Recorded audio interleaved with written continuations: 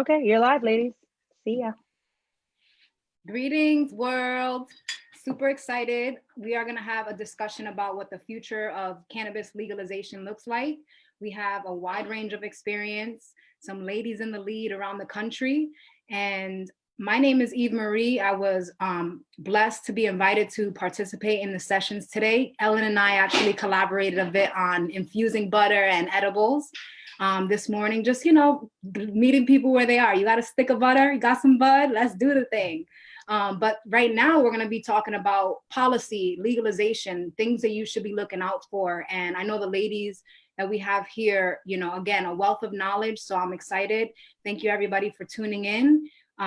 If we could just kind of go down the line, introduce ourselves, our backgrounds, and what our particular interests are in legalization, that would be awesome. Ready. Sulee? I'll start. Okay. Well, welcome everyone. Thank you for joining. I'm a corporate lawyer by day, hemp farmer by night. So I have experience in the industry that comes from both giving advice and counsel to companies, try to be a company of my own.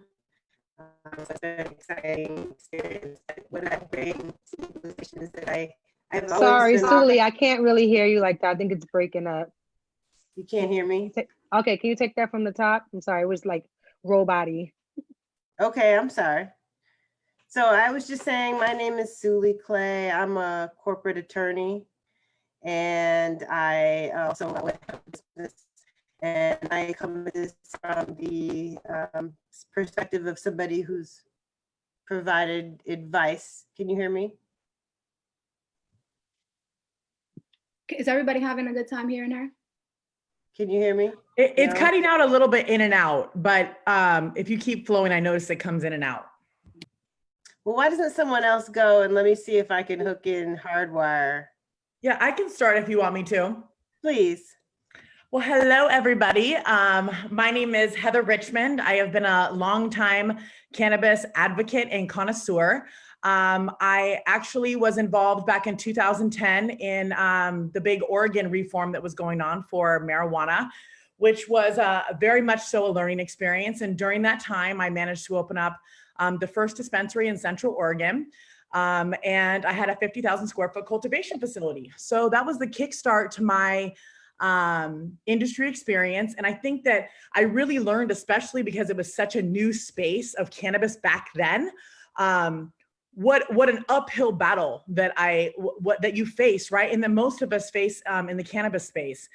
Now I am the CEO of US Hemp Plastics, and we are focused on polymers and specifically biopolymers. So we are working on hemp-based polymers that will actually make a huge imprint in our carbon footprint and reduce the amount of fossil fuels that we use right now. So I have actually transitioned very heavily from the cannabis world, which is like where I started and my plant love came from. Well, actually my plant love came from when I was a youngster and I enjoyed cannabis. So just so that we're clear.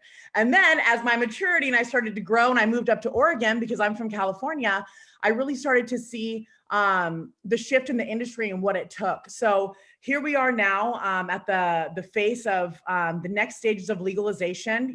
God willing, we're able to make this next movement federally, which would be absolutely amazing, awesome, absolutely awesome. But I know that we do still have some major uphill battles. As far as the legalization side, I also was approved for the first ever cannabis event in Los Angeles at the Greek Theater, which I held on July 13th, which we had probably about 1,500 people there. And it was really cool because I got to speak on stage as somebody who was from Oregon back in 2010, and then to be at the Greek Theater on stage and seeing people and my comrades smoking and enjoying cannabis and having everything from, political, both major and minor, all the way down to, pharma executives that were coming to see this industry for the first time that know that they have to shift their game, right?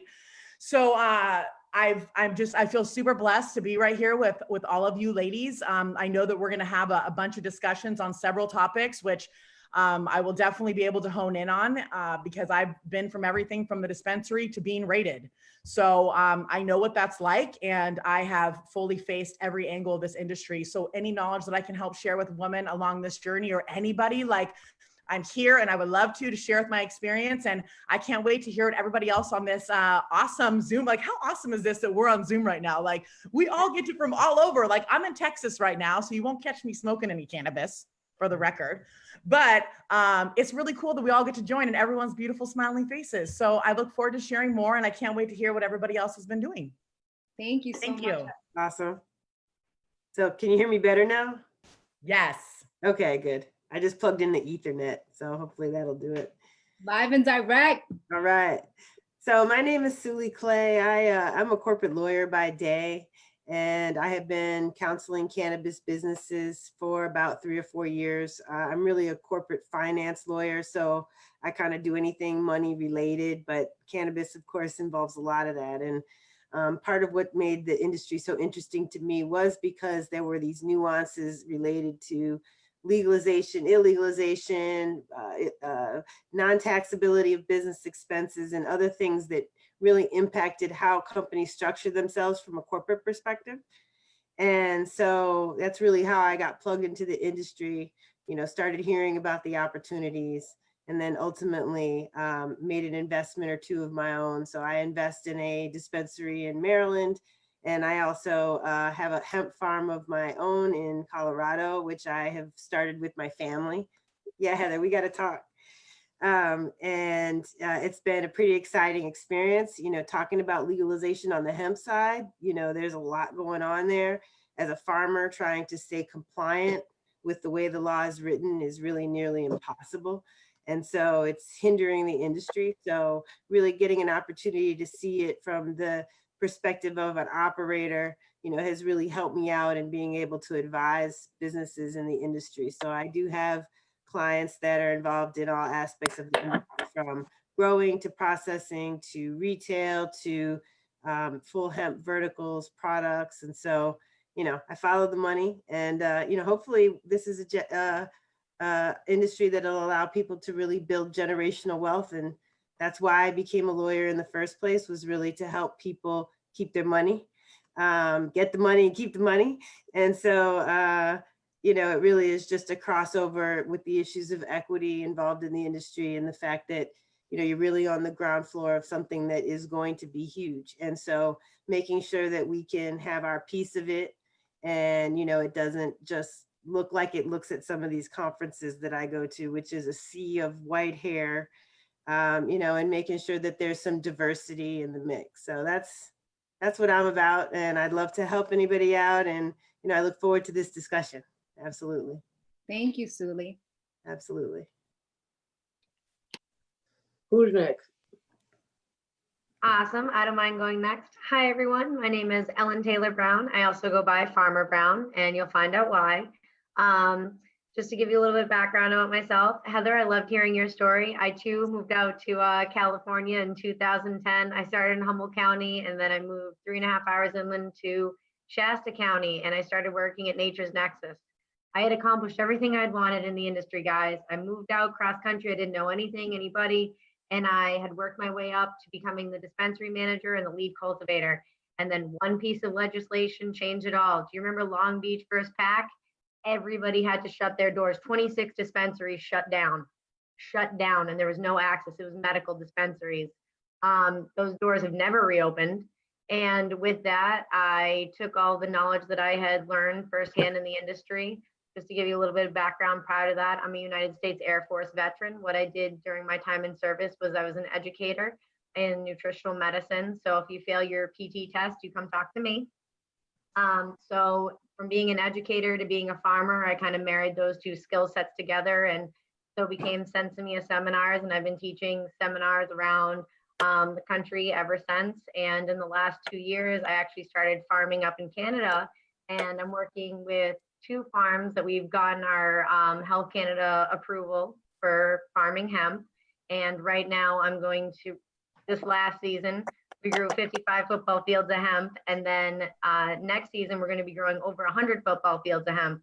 And these are 2 family farms. So I think farmers are important, are always like on the top of my list. Veterans are always on the top of my list, and how to make sure that this industry is equitable and fair for everybody. So just the points that you ladies talked about farming and intergenerational wealth, like I'm all about it. I'm so thankful to be a part of this conversation.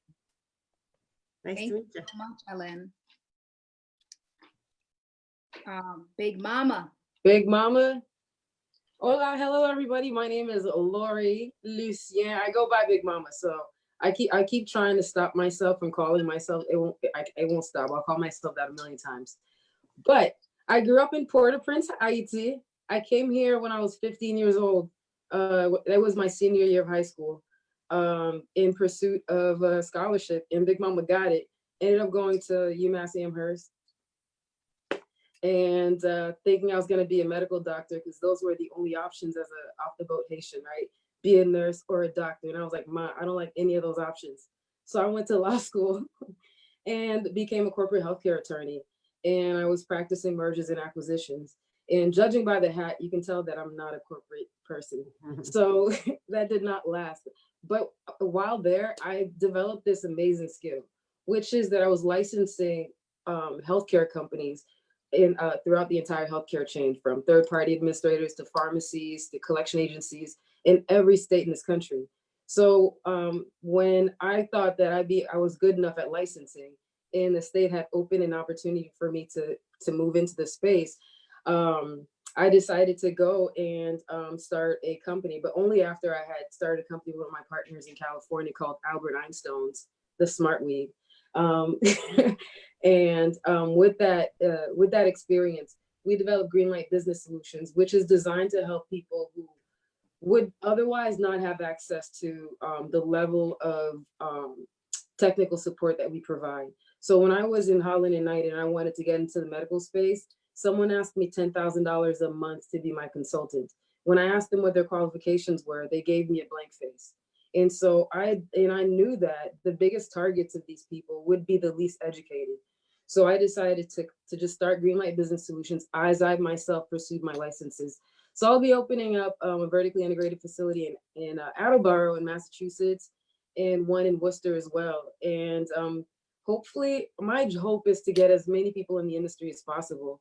And I'm so excited that every single one of you ladies talked about hemp, because there's actually an event that I wanted to have, and I was looking for speakers, and they're free events, and they're in the inner city, and it's really to give people a different idea, because everybody's talking about cannabis, THC, and I'm like, dude, you do know that there are so many uses for hemp, and so I would love to talk to each one of you individually after this, and I'm done.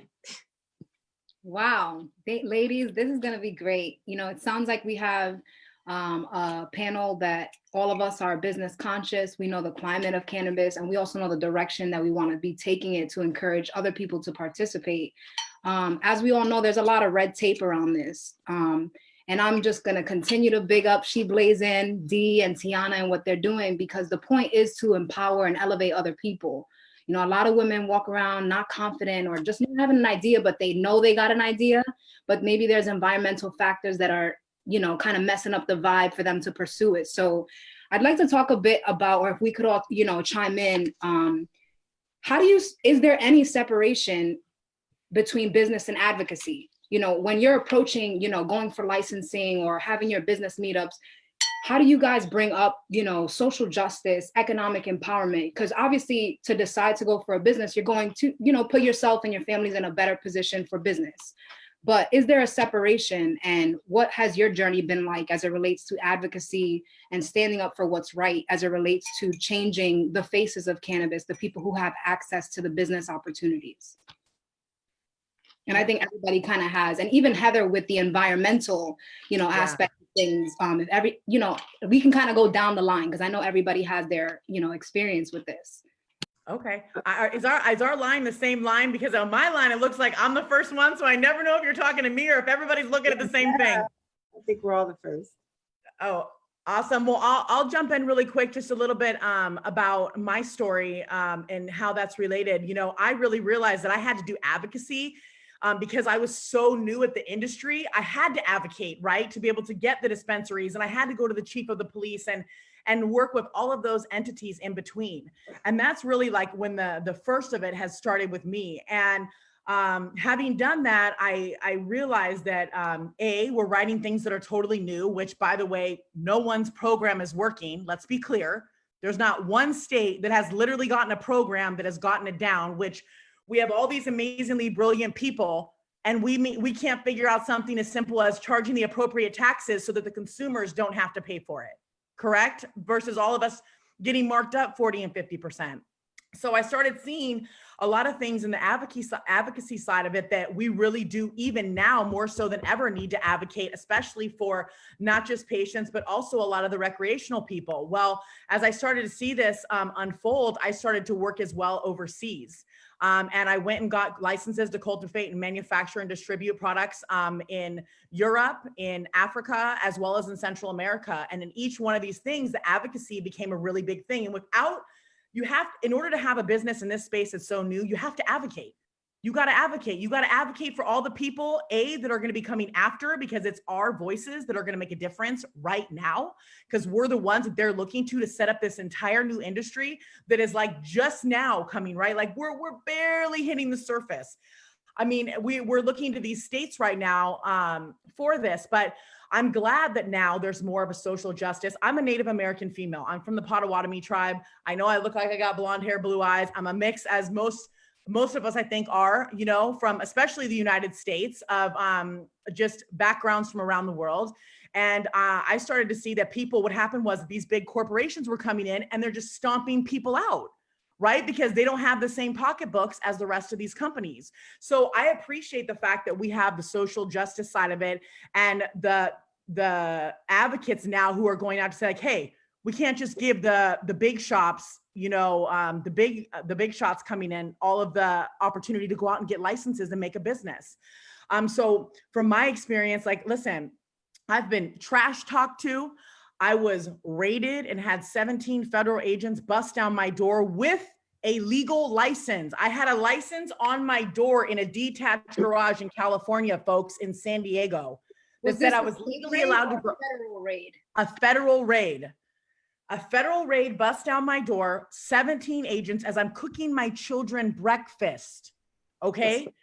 You can imagine, right? The feeling that I have as a mother of 3 children, and to see SWAT around, all federal agents around my house. And I'm like, this wasn't even Oregon where I was growing big weed. I mean, I was under 11 plants, and you busted down my door with helicopters? Come on. So this is the part that I'm extremely passionate about, because I've seen us be just thrown around to pieces. I fought a case for 2 years. They put me in jail on $150,000 bail. You know what song I think about? I think about Police in Helicopter. Oh, yeah. 100%. And you know what's crazy is that I think I listen to those songs and I'm like, oh my God, that was me. Even my kids, and I know that on a conversation earlier, we were just, the speakers were discussing that about being parents, right? And a lot of people really being ashamed of that. Well, listen, cat's out of the bag, right? My kids obviously know I'm in the cannabis, that I've been a cannabis advocate for a long time, even previous to this. But I've seen it on all ends of it. And it was heartbreaking to have something like that happen to me. And I got out of the space. I was like, hell no. If someone can come in and take your freedom from you, and I had under 11 plants, come on. So I wholeheartedly believe in the advocacy for it. And I'm so just honored to be here with all of you women that we're all out there, right? We're all on this Zoom right now, and all the people that have been watching this and participating all day long, because we are advocates. We're out here talking about it right now. And I appreciate it so greatly. So just as to sum it up, because I know we have a lot and I want to hear what everybody else has to say. I already know my damn story. I want to be able to hear what everybody else has to say. But you have to be an advocate if you're going to be in this industry. And if you're not doing your job. And if you're not helping the people that are going out there and advocating for you and donating funds to those groups that are out there making it happen, you shouldn't have a business in the cannabis space. If you're not willing to advocate, you shouldn't be in the space. That's my wholehearted opinion on it. So just as somebody who comes from it. So anyways, I'll let everybody else get to talking, because obviously I have a history. I feel like it's all fire emojis. Yes. Yes. So anyways, go ahead, lovely queens. Well, you beat the charge, yes? So I did beat the charge. Not only did I beat the charge, listen, they literally, I was in court for 2 years. The DA kept coming back, and they dropped all the charges. I'm like, you mean to tell me After all that. you put me 2 years, all the money for the attorneys, and then all the heartache? You don't think that my kids were stressed out when they see their mom being busted down the door? Yeah. Who takes that back? I'm just bummer. curious. Who takes that back? Because that's the stuff that money can't buy. Now, granted, you become a stronger individual from going through it. And now I really can say like, hey, I've been from seed to sale to rated. So I feel like now more than ever, and especially even transforming into the hemp industry, like it's crazy. So when I see those people in jail right now for those charges, and I see people for all ethnicities, you know what I mean? And especially the minority groups that get thrown in, it pisses me off. Excuse my language. It pisses me off because I've been there. So I did. I don't know if it's beating it. I think it was like a waiting game, right? I had to sit there and wait it out because they thought that I was going to break. I'm like, there's nothing you're going to do to me. I had under 11 pounds. You think I'm going to sell under 11 plants? Come on. That's not selling big weed, folks. You know, that's like, that was a personal home grow for me to have my own cannabis. So anyways, I love you guys. And yes, I did. Thank you. Love it. Glad. I mean, advocacy is definitely a huge part of getting licensed, no doubt. The laws do still need changing, and they don't change without advocacy and money, lobbying. You should definitely be supporting your organizations, whether it's the Hemp Industries Association or Minorities for Medical Cannabis. I mean, these are the folks that are down here. I mean, I'm in DC, so these are the folks that are in DC, trying to knock on doors and talk to people because, it's a formerly illegal drug that tons of people are sitting in jail for. I mean, you still have people in positions of power saying we're not for it, Democrat, Republican alike. So, it has to be destigmatized nationally, locally. And the only way to do that is for people to get in there and tell their story. You have local politicians like in Chicago, you have these aldermen that have a say-so in zoning. These folks, they're hearing from the churches that this is like the next liquor store and they don't want it on their corner.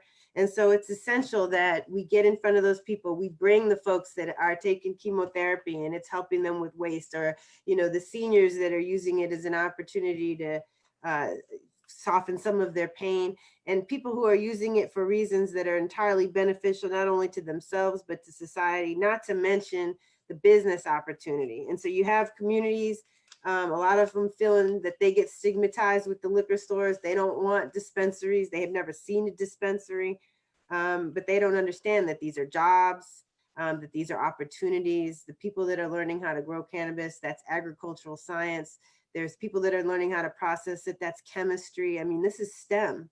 And it's something that the young people are interested in learning how to do. On our farm in Colorado, we have a bunch of young people working for us that don't have opportunity. A lot of them are gang warring in town. I mean, it's crazy out there. Folks are on meth and, they're coming out here to grow plants and they love it. And some of them we've lost because they've gone back to school for agricultural science. And, that's the best kind of loss there is, because there's a whole industry. And, hemp, you do have opportunity with hemp to come in and say, okay, well, it doesn't get you high. Right. So, let's start with that. It's now federally legal, and that's an opportunity, I think, to get your foot in the door in some people's minds, because here's something that's, they're making medicine from it. It clearly has a beneficial non-psychoactive use. Yep. And it helps people just like THC products do. And so, being able to explain that to people in a way where they can hear it, where it's not, completely stigmatized. But even with the farm bill, I mean, they've got the DEA raiding hemp farms and burning them down and whatnot.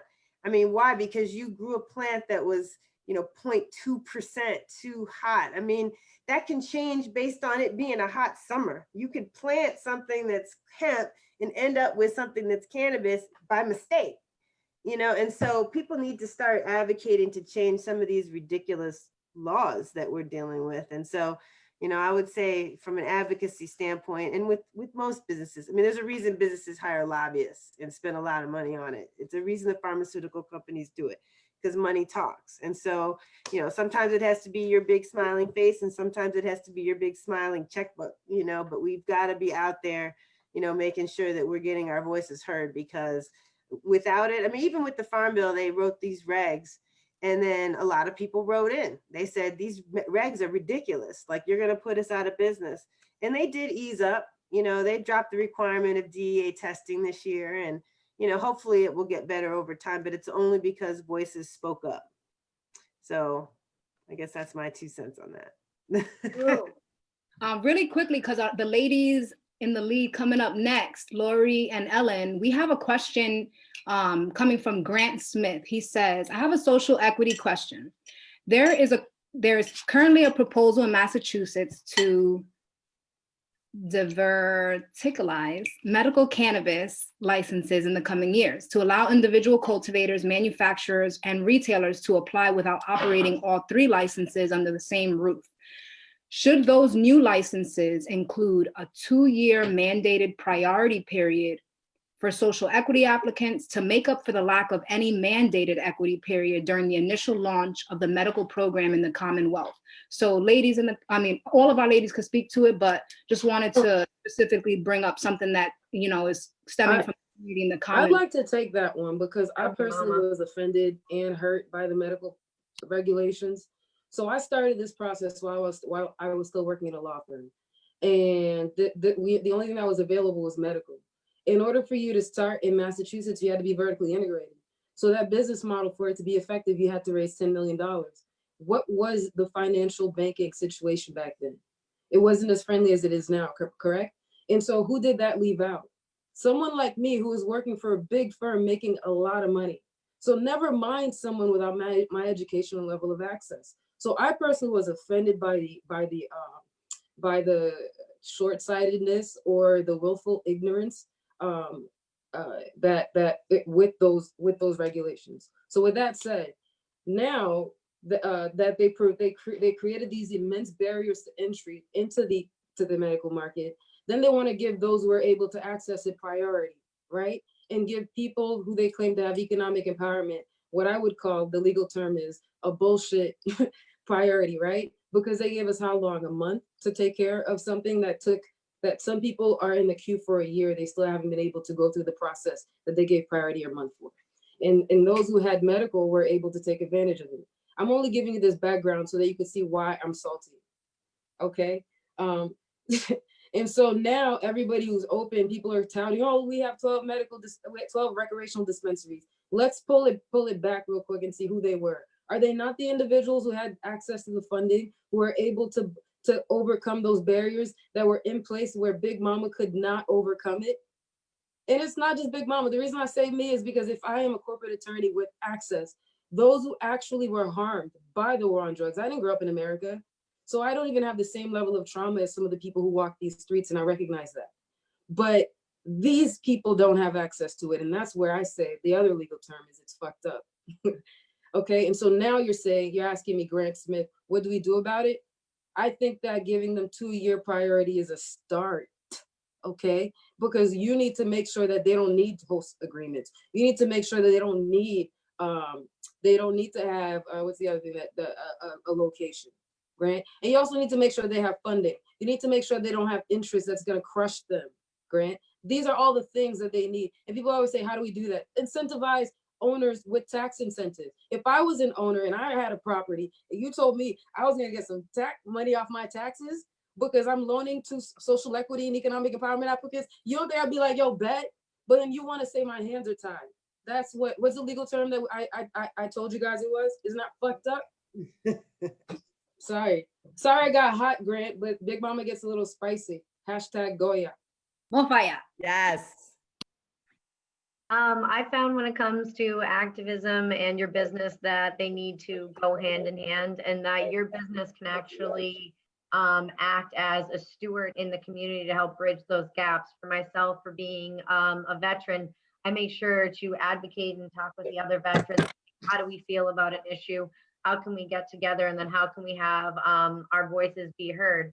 And with the way I run my business model, I make sure to hold sessions and classes completely free for veterans, geared toward the veteran population. So if there is a demographic that you realize has been disproportionately impacted or could use extra help or care? Like, could you give a discount? Could you hold some kind of a program? So those are the things that you need to be thinking of, or how could you be that change in that model that other people want to model? And always get up and testify, whether it's at the State House or whether it's at your local town meetings, because those decisions and those people and those voices help to put a face to the issue, especially if we're pro cannabis and they hear somebody say, I'm a United States Air Force veteran and I'm also a medical and a recreational user. Yes, you can be both.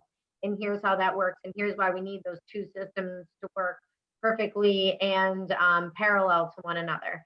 So advocacy is going to be really important with shaping this industry, especially if we want to be somewhere near where Canada is, where they're already federally legal. So when is it going to be that for the United States? We're being held back on outdated stigma and on outdated laws and regulations from 1970 that, you know, we need to work together to get things overturned, and then to get the equity where it needs to be, and to get reparations where they need to be, and then to get that generational wealth is going to be a big part of advocacy. So if you don't advocate, you're not going to get. So Can I just, go ahead, Big Mama. I was gonna add that when it comes to advocacy, I didn't really fully understand it when I was first starting, that what I was doing was advocacy, because what I was offended by was the consciousness of the people that I met, and that it was hijacked by ignorance that was so entrenched that I didn't know where to begin to speak to them. And I realized that they could write as many laws as they want to, but if the law has to be interpreted by a racist, ignorant, biased brain, then the result will not be what I need. So I decided that the way that I'm gonna contribute in my life, like I may not be the fighter that goes in court. The way I fight is by creating what I call counter propaganda. So I create I create content, and I send it, and I host events. That's what I invited you guys to. I literally host events in places where people have been most harmed by the war on drugs, but they hold on the most to the ignorance, which is the hood. And it is the hood. The place where I had the event, not to even mention it, but there was a robbery right down the street after it. But I need to have these people understand the power of this plant economically, so that they allow us to come in and not have us steamroll, and have someone who don't even care about them pull up. And then they're gonna say, Big Mama, where you at? And then I'm gonna have to say it's too late. I feel that. Something that I found in the advocacy journey has been that sometimes the politicians, at least on the local level, they really don't know what they don't know. You know, so finding your champion, and find like your champion in the sense where they get it, they support it, maybe they even consumed it back in the day, and they know, or someone they know, you know, so they respect the benefits. And I wanted to segue a little bit on the US patent 6630507B1, one of the most not ignorant, but hypocritical things, where now we can kind of segue really quickly into the state programs and the Fed. How is it that if it's federally illegal or somewhat illegal, but it's allowed by the state? Can you guys speak a little bit to that? You're muted, Sulee. I think you're speaking. Oh yeah, I don't know if an attorney wanted to chime in first, okay? No, I was just curious. I had a question. What's the patent? Is that Epidiolex? So this patent is for cannabinoids as antioxidants and neuroprotectants. So they know that there's medical benefits to cannabinoids. Yeah, and that's been up there for a while. They've had that patent for quite a few years, right? When does it say that that was filed by? Do you have that in front of you? I want to say like maybe 10 years ago. October 2001. Yeah. Right. I mean, Right. this is a prime example of why this is ass backwards. Okay, let's be clear. Washington, D.C. This is a perfect example, Sulee. I was just there. Please tell me how we can smoke marijuana in the capital of the United States of America, and we can't even smoke marijuana other places. I smoked right in front of the presidential ballroom. I'm telling you, I have a picture of it. I need to post it so all you ladies can see it, because I was like, how can I be smoking marijuana in Washington, D.C.? And then you got all these states right now that can't even figure it out. So Right. I think it's a great question. It is so. Property that was illegal. Yeah. I mean, Hey, well, listen, I was like technically like right outside, but hey, I got an approval from an official. Okay. So well, maybe I shouldn't I'm have put pretty that sure on worse recording. things have happened in that, DC like, is a, in those, in DC that, is a like, crazy capital, like, place, which really shows you some of the insanity because, we have the federal government messing with our ability to write local laws. And so the people here voted 75% to legalize full rec years ago now. And the Fed stopped it. And so as a result, you have this crazy underground. I think it probably is kind of close to California, where you are in the shadow of the Capitol and there is a, 4 or 5 block long line of people waiting to go in to buy weed at an illegal establishment, And, we're creative with barter arrangements and the like so that there's no cash. I mean, the rule here is that you can have it, but you can't sell it. So that means you can't tax it. I saw that when I was there for sure. right. So we can't make any money off of it, but believe me, it's a thriving And economy. I feel like, yeah. And to answer that, I feel like that person is trying to figure out whether they're safe. Are recreational and medical programs safe from the feds? And the answer is recreational, no. Federally, there is many provisions in the Constitution, one of which I think they reached, which is that the federal government has the right to regulate interstate commerce. That means that when commerce is happening between two states, they get the right to regulate it. But if it's intrastate within the state, they technically shouldn't be regulating it. But back in the day, the Supreme Court decided that they wanted to allow the federal government to dip their toes in people's personal private matters. And so they allowed, so they said that if you are doing something that is completely private, and I will give you an example, like growing wheat on your own property for your own consumption, where the wheat does not end up in commerce at all, the federal government said, actually, you are affecting interstate commerce between two states, because if everyone in the country decides to grow their own wheat, then that would have a substantial impact on the market. Therefore, anything you do in your house is now interstate, and the federal government can control it. Ain't that wild? So now that they took their role there, then they said, you know what? There's also an amendment that's called the Supremacy Clause. You know what that said? It said, when I speak, you can't. Okay? It's like, so basically, they said we can regulate interstate commerce, and whenever they have the right to talk about something, you can't talk about it. So now you're like, Laury, Big Mama, ain't marijuana illegal? How are they regulating an illegal market? And then that's when I call you and I ask you to pull up to a case that happened in California where this woman was growing medical marijuana under a medical program, and the federal government used that same case that I talked about and said, if he couldn't grow his own wheat, you can't grow your own plants. It's interstate, even though it's intrastate, it don't matter. We can regulate it. Therefore, federally, you have no protection. All these state programs at any moment can get wiped out. Medical, however, has a little protection, and I can't pronounce the name of it. I call it the Rara Baba Baker amendment. It's an amendment that basically tells the feds they cannot use their funds to enforce marijuana laws against medical programs. So medical programs are a little bit safer for the time being, because every year it's gotta be renewed, okay? So at any time, the president in Congress could be like, I don't wanna renew this. So is we safe? Are we safe? A little bit. No, that train has left the station. Anytime the IRS lets you back up a truck full of cash and unload it to pay your taxes, they are all about this industry. It's just politically, it's not to their benefit. And, it won't take too long before people push this one over, in the House or in the Senate, both. And I think it will be legal, within the foreseeable future. I think the COVID crisis is going to let people look at, we went from illegal to essential, overnight, basically. And so I think you're going to see things change, and the tax laws make it impossible. It's impossible to really make money, honestly.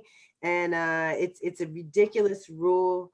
And it makes no sense. The banks don't know what to do. They're freaking out. It's just not good for business. And if nothing else, this country's all about being good for business. So, I think it'll get fixed. So, Sulee, you brought up cash trucks, right? So as it relates to money and money that's going back into the communities that have been harmed, social justice efforts where policies are making sure that people with records have the opportunity to clear that, whether they want to participate in the industry or not. Can we speak a little bit about the advocacy needed? And when people hear legalize it, Like what questions should they be asking to their legislators as it relates to social justice, money coming back into the community from these new programs generating tax money, that sometimes money goes into general funds, that a lot of legislators, when you walk into a state building, will tell you, if it got to come out of the general fund, we're not trying to talk about it right now. So can you guys speak a little bit to that as it relates to community reinvestment and social justice efforts? Definitely. I have one major thing that I think everybody should talk about, and that is I think it's Justice Byrne grant. Don't quote me on the name of the grant, but it's a federal grant that Justice Departments, state Justice Departments get from the federal government, and they get to choose what they use this money for. And it's a big source of their budget. And they can choose it to enforce laws, to arrest people, or to educate and rehabilitate. Do you know that half that money goes towards law enforcement? So I need people to go and talk about diverting that money to rehabilitation, because that money is being used to lock up our brothers and our sisters and destroying our government, our communities. So that's first and foremost. That money does not have to be used for that. And that's one of the biggest things that people don't realize. So for me, that's what I want to see people advocating for. And with regards to the marijuana businesses themselves, reinvesting into that, I think they need to reinvest in annihilating the stigma.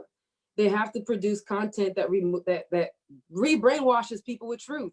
Because the people have been, it's like you listen to them, it's like robots. Sorry to be insensitive. That was very insensitive with the ignorance, because it's not their fault. But with that said, you know, Eve. But it's very true. It's very true. And we've been put into that stigma right now. And one thing I just wanted to segue really quick about the grants, and this is even beyond the cannabis stuff, because I think it's really important for people who are going to watch this. Even in the hemp side of the industry right now, ladies, like there are grants and things available, especially for minority female farmers, that people right now can be taking access to because the Farm Bill passed.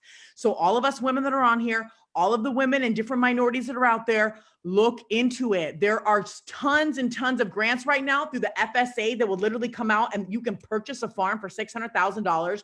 They'll give you $400,000 in operating. So I would say, like, on the grant stuff, I think it's something that's so overlooked so many times, but like as women, we literally have the ability to go out and do it. I mean, there are a ton of resources available to us.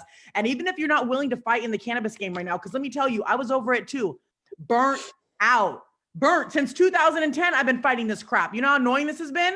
Like, and every single time having to deal with this shit. That's why I finally got involved so heavily into the hemp side of the game, because at least on the hemp side of the game with the bill passing, it allowed me to do business. I didn't have the same people breathing down my neck all the time, like, hey, was this approved? Was this approved? Oh, by the way, the $1 million you just spent in packaging, you have to actually get brand new packaging because we decided to change 2 things on the buckle that allows it to snap better. I was really, really frustrated with finding that side of it. And that's one of the reasons that I focus really, really heavily on hemp right now, to be able to mitigate that risk, right? In the meanwhile, until everybody figures out what the hell they're doing. You know, like everyone needs to figure out what's going on, and it's going to be leaders like everybody on here and everybody who spoke all day today that's going to take everybody's voice to make that work, because it doesn't make sense how you have federal and you have state. Like, no one knows what the hell they're doing. Like, what? We're the most powerful country in the world. And we hope we're the most powerful country in the world. China's coming in real hot right now. They've been coming in hot. But I'm saying, though, we are such a powerful company. We're the most powerful, why am I missing out on the word, consumers in the world. Nobody has more buying power than we do, right? So with all this buying power we have right now, you mean to tell me we can't figure this out and get cannabis right? What? So ladies, look into those grants. And for people right now on that side, figure out what you can do, because all of us could be collaborating right now to make that shit work until they figure out the state and federal. We can do it. Tell them with that fire. And look into Yo, your I'm like ready advocacy to groups. run. There are advocacy groups specifically working on a lot of the issues that we're talking about. Like, as far as the veterans, I always recommend 22 Too Many. They're out in Washington, Seattle. They're a fantastic one. Here in Massachusetts, we have MRCC, Massachusetts Recreational Consumers Council. We have EON. So there's a bunch of advocacy groups that already exist. So figuring out maybe who is it that has the bullhorn? Who is it that's putting together the petitions? Like right now in the state of Massachusetts, have you signed the petition to get recreational shops to be essential? Some states have it, some states don't. Massachusetts doesn't have it. It's not going to happen until everybody sends Charlie Baker a message and he gets enough requests that it gets on his desk, that it actually makes its way onto the agenda. So the more voices we have, the more change that we can make. Yeah, and actually that'd be really great if you guys all each have a list of different organizations that you guys have worked with personally, and the other women that are also been a part of these speaking, or even people who are just listening right now. Let's put those lists up of different organizations in each one of these states so that we know who to contact, and groups that have already been vetted, you know, not just people that are showing up collecting funds on these super PACs that people are starting, you know, like let's really to collaboratively as a group of women. Who are these people? Because I would like to know in some of these states. I have no problem picking up the phone and calling these people and be like, hey, check it out. I will be that woman all day long. So please, let's all share those resources together of people that we know are really, really going out there to make a difference. Because I would like to know, and I'll help. Definitely, you know, and on that note, you know, we are going to be winding down our discussion. You know, I really want to shout out Dee and Tiana and the whole team at She Blaze for creating this platform for us today and beyond, because that's it. There's no going back. That's it. We're going to just keep chopping it up, keep inspiring and elevating, and just, you know, sparking these conversations that can sometimes get uncomfortable when we really dig deep, which, you know, in the next 2 weeks, we're going to definitely dive in a little deeper on this legalization discussion, you know, again, presented by She Blaze. And, you know, before we wrap up and sign off, I'd love if everybody can just kind of repeat your name. If you want to drop a website or just let people know where they can find you. I know that's something that Dee and Tiana are going to actively be sharing with all the participants from today. So there's B2B opportunity, there's B2 community, and just, you know, keep it blazing from here. So my name is Eve Marie. I am super excited again to be supporting Dee and Tiana on this She Blaze venture. I'm the founder of High Beautiful, and our mission is primarily about inspiring positivity, and we get to use the cannabis and hemp platform for that. So let's keep it rolling. Thank you. Yes. Well, I am Heather Richmond, and I am the CEO of US Hemp Plastics, but you can check us out at ushempplastics.com. And then also my Instagram is I'm with Heather Jane. I am with Heather Jane. And then on Facebook, which I'm sure will all be linked up here, Heather Richmond, and then a couple other companies and stuff like that, but I'm working with, but those are my, my core focuses right now. So please hit me up if you have questions. Like I am here. I'm like, my whole motto is like collaborate and don't hate. True. Collaborate and don't hate, because we should all be collaborating. We are women and we can go kick ass. Unity consciousness, bro. It's all about oneness. Absolutely. We'll kick it off, Laury. You're on there. Oh, yeah. So my name is Laury. I know I keep saying, I call myself Big Mama. I am the CEO of Major Bloom, which is a vertically integrated facility here in Massachusetts. I am a managing partner of Greenlight Business Solutions, where we help people navigate every aspect of the marijuana licensing process in Massachusetts. I am a managing partner of 67 Degrees Brewing, which is a craft marijuana brewing company in Franklin, Massachusetts. We deliver. And so if I am legally great on all my social media platforms. So that is LEGALLYGREAT, legally great. That is because I'm trying to certify everybody else's greatness, because I feel like there's an epidemic of low self-esteem and low self-worth. And that is why I actually started Legally Great Incorporated, which is a nonprofit organization designed to elevate the consciousness of humanity so that people can know their worth and take action from that and no longer have to feel the burden of carrying a false sense of who they have to be, and they can just be themselves. So follow me on Legally Great. There's a podcast there's also a Legally Great podcast. So More fire. More fire. Bow, bow, bow, bow, bow.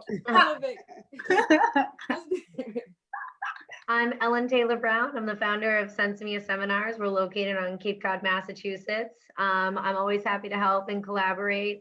You can find me on Instagram at Ellen_Farmer Brown, and all Sensimia Seminars. Being a small business, you know, I'm the person that you're going to communicate with on all the different social media platforms, and I'm looking forward to connecting and growing. I see what you did there, Elle. And I guess I'm last. I'm Sulee Clay. In my day job, I'm a partner at a law firm by the name of McKinnon, Shelton and Henn out of Baltimore. And in my rest of my time, other 8 hours, I'm CEO of Burnt Meadow Hemp. out of Colorado. And so you can find us at Burnt Meadow Hemp on Instagram. And, you know, I just want to say it's a pleasure. I really enjoyed this conversation. Thank you for inviting me. And, you know, I look forward to everybody getting their piece of the pie. So. Thank you to everybody participating. Thank you for everybody that tuned in. Please visit us to, you know, continue to tune in at sheblazin.com. And on that note, wait for it. Have a good night, everybody. Bye. Thank you so much.